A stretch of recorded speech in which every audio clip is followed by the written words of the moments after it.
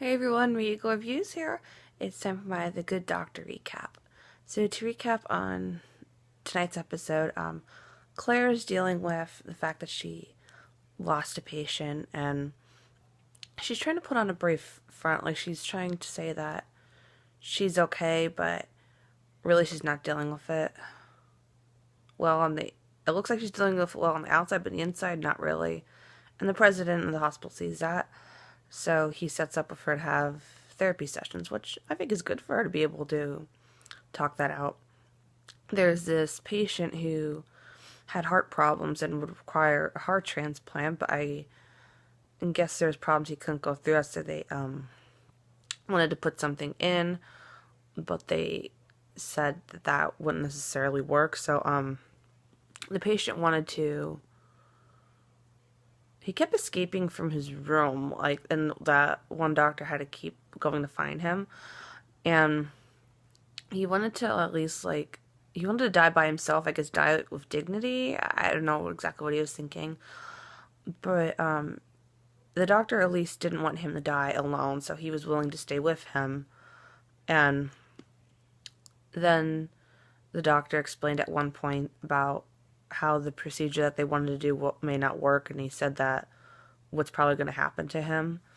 And what happened was that it was doctor assisted suicide. I mean, I'm pretty sure it would be considered doctor assisted suicide because he was DNR, so he was do not resuscitate, but he was fully aware and had the doctor turn off the machine, so he just died peacefully. So I would think that's doctor-assisted suicide. But what was interesting about tonight's episode is that Sean was treating a patient with autism. And at first, the EMTs thought he was like a mentally disturbed patient, so they were starting to get restraints on him. And it wasn't that he was mentally disturbed, he has autism. And with most people that have autism, they don't like to be touched, so with the EMTs trying to put restraints on the patient, that wasn't exactly helping the case, so Sean tells them that he has autism. And what's happening with him is that he's looks kind of jaundiced, and his liver levels are up, and they think that possibly he might have gallstones. And Sean has Claire help with this procedure to see if they have if he in fact does have gallstones. And I kind of had a similar situation over the summer where liver levels were high, and it did end up in fact being gallstones. I'll talk more about that later in my recap. But we find out that Sean's never met anybody with autism, and Claire thinks that it's good that he's meeting somebody with autism, thinking, oh, you must feel so good you're meeting somebody with autism, and it must be nice for Sean. And Sean was like, in what way is that nice? I guess what Claire was assuming is that Sean would automatically like him just because he has autism. Like, one misconception of people think about people with autism is that they're only friends with people with autism, or that they should only be friends with people with autism or any other disability. And that's not the case at all. We should be able to make our own friends and decide for ourselves who's worthy enough to be our friend. And they couldn't do the procedure that they wanted because he didn't react well to the sedative, so they wanted to do an MRI, but because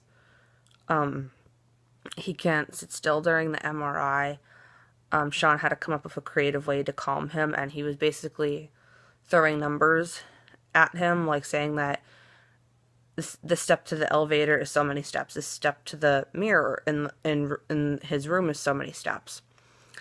And that seemed to calm him up to a point, but they eventually had to stop the MRI because it became too overwhelming for him with the noise.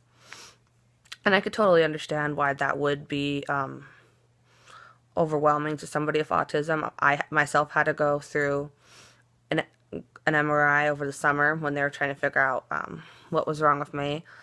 And it didn't like freak me out or anything, but I mean that's gonna be claustrophobic for anybody, even if you don't have autism. But the thing that was most calming and made it better was the fact that I got to listen to Disney music. So it really does depend on the person what will calm them during an MRI, because each patient varies. And we find out, let me read my notes here.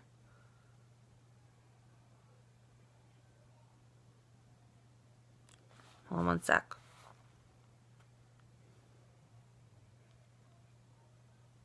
The parents say that it's amazing how Sean is being a doctor, like how he's accomplished. Like they're surprised that somebody with autism can be a doctor. And even though their parents is somebody with autism, that was kind of showing a bit prejudice to people with autism. Like people with autism couldn't never be a doctor in their book, you know. Sean reveals that he wants to buy this expensive TV, and the president of the hospital thinks that he should budget his money more, but Sean didn't understand that, you know, he's a surgical resident, not a surgeon, so the paychecks differ. So he wants to save up to buy this TV he wants, and I think that's good. I mean, if he wants something, he should be able to save up for it. And he knows he can't, you know, splurge, so he saves up for it. And that's kind of like how I am. When I know there's something expensive I want, I save up for it. For example, I usually use my spare money to go to conventions, so I will usually save up for that.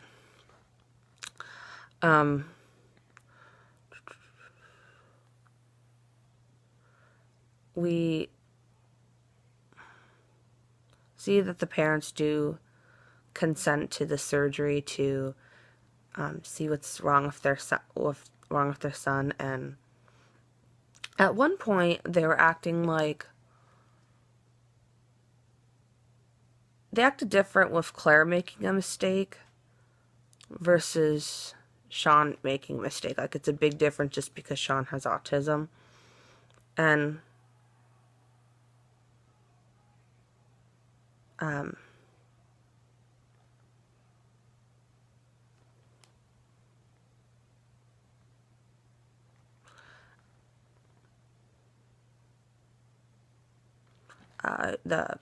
reading my notes here. The patient was nervous to go into surgery.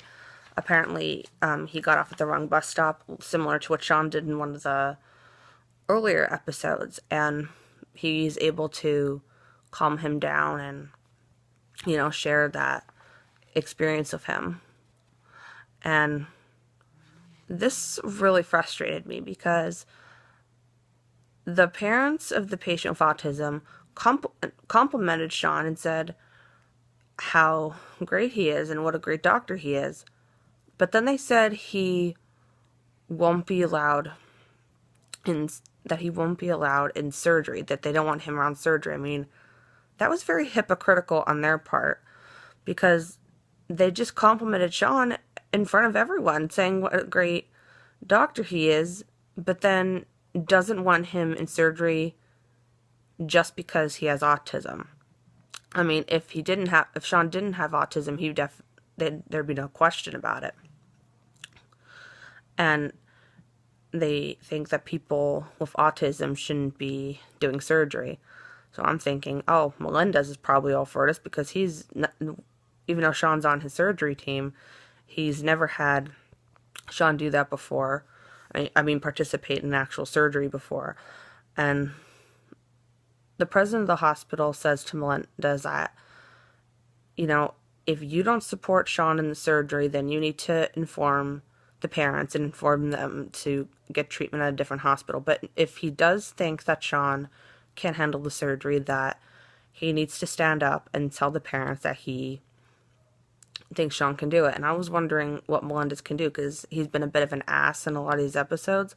But he actually tells the parents that he has full confidence in Sean doing the surgery. And the parents, even though Melendez said that he has full confidence in Sean, the parents don't. So the parents still won't let Sean do the surgery until their son speaks up and says that he wants Sean to do the surgery. And I think that's very important for people with autism to be able to have a voice, like to be able to advocate for themselves. I mean, some stuff you might need help with from others, but it's also very important that that we're able to advocate for ourselves in exactly those moments, because had he not spoken up for himself, he might have went to a different hospital and they may not have caught the problem that they caught in surgery, and it could have been it could have been a matter of life or death. The surgery was going good. Sean made the incision, but then they're wondering why Sean's standing still. Like, they think that he might not be able to do the surgery, but in fact Sean actually finds out a more serious problem, and he had this the patient had this abscess, and if Sean were to move a certain way, it would have exploded, and infection would have spread to his other organs. So the surgery was successful, and the parents then are grateful to Sean that he did the surgery, and they actually hug him, which Sean kind of froze up when that happened. And that's kind of how I am when I receive a hug. I'm like, okay, what do I do now? And the parents then change a little bit. They were kept saying to the doctors, the lights are bothering him, throughout the whole episode. I mean, that's another thing with people with autism. They don't like bright colors or bright lights.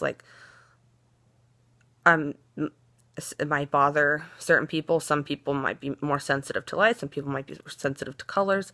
But they weren't really letting their son speak up. So at the end of the episode, the dad actually asked the son, are the lights okay? And the son said they are. So it's very good that they're asking the son questions so he can answer and not have the parents answer for him.